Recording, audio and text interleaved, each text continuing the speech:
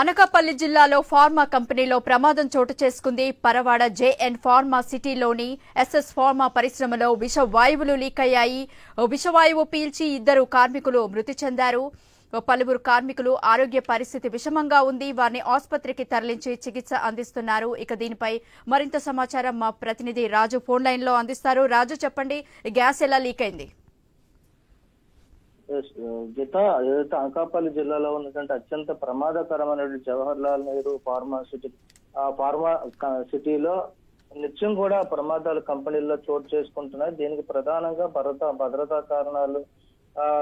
కారణంగా చెప్పుకోవచ్చు. సరైన సేఫ్టీ ప్రికాషన్స్ పాటించకపోవడం వల్ల తరచుగా ప్రమాదాలు చోటు చేసుకుంటూ కార్మికులు ప్రాణాలు కోల్పోతున్న పరిస్థితి ఉంది. ఈ నేపథ్యంలోనే ఈ రోజు తెల్లవారుజామున ఎస్ఎస్ ఫార్మాస్యూటికల్స్ ప్రైవేట్ లిమిటెడ్ లో ప్రమాదకరమైనటువంటి గ్యాస్ లీక్ అయ్యి ఆ ఘటనలో 2 ఉద్యోగులు అయితే చనిపోవడం జరిగింది. మరొకరైతే ప్రస్తుతం ఆసుపత్రిలో చికిత్స పొందుతున్నారు. ఆయన పరిస్థితి కూడా విషమంగా ఉన్నట్టుగా తెలుస్తుంది. మృతి చెందినటువంటి 2 ఉద్యోగులు అయితే కేజీహెచ్ పోస్ట్ మార్టం నిమిత్తం తరలించడం జరిగింది. ఈ చనిపోయిన వారి ఇద్దరిలో కూడా ఒకరు సేఫ్టీ మేనేజర్ అయితే మరొకరైతే ఆ సేఫ్టీ అధికారి ఉన్నారు. అంటే ఒక ఉన్నత స్థాయి ఉద్యోగులు కూడా గ్యాస్ లీక్ అయ్యి చనిపోవడం అంత ప్రమాదకరమైన ఘటన నిదర్శనంగానే చెప్పుకోవచ్చు. ఇందులో పరిమి చంద్రశేఖర్ అని సేఫ్టీ మేనేజర్ గా పనిచేస్తున్నటువంటి పరిమి చంద్రశేఖర్ తెలంగాణకు చెందినటువంటి వ్యక్తి, ఈయన చనిపోవడం జరిగింది. అదేవిధంగా సేఫ్టీ అధికారి అనకాపల్లి జిల్లా మునగపాకకు చెందినటువంటి సరగడం కుమార్ అనేటువంటి సేఫ్టీ ఆఫీసర్ కూడా మృతి చెందినట్టుగా తెలుస్తుంది.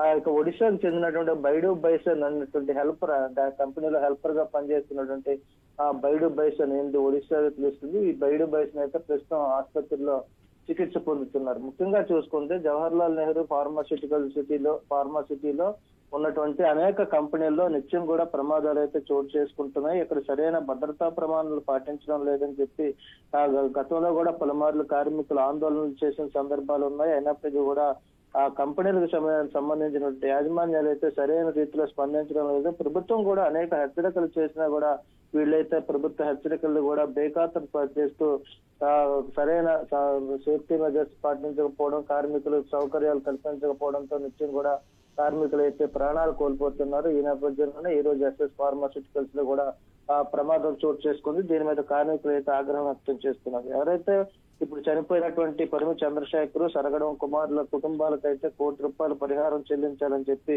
సిఐటియు నాయకులు గనిశెట్టి సత్యనారాయణ కూడా డిమాండ్ చేస్తున్న పరిస్థితి. అదేవిధంగా ఈ కంపెనీల మీద చర్యలు తీసుకోవాలని చెప్పి ప్రభుత్వాన్ని అయితే డిమాండ్ చేస్తున్నారు. తరచూ కూడా ఈ కంపెనీల్లో ప్రమాదాలు చోటు చేసుకోవడం, కార్మికులు చనిపోవడం కూడా ఈ ప్రాంత ప్రజలైతే తీవ్ర ఆందోళనకు గురి చేస్తుంది. ప్రభుత్వాలు కూడా సరైన రీతిలో స్పందించడం లేదని చెప్పి విమర్శలు కూడా వినిపిస్తున్న నేపథ్యంలో ఈ రోజు జరిగినటువంటి ఘటనకు సంబంధించి కూడా కార్మికులు అయితే ఆందోళన చేస్తున్న పరిస్థితి ఉంది.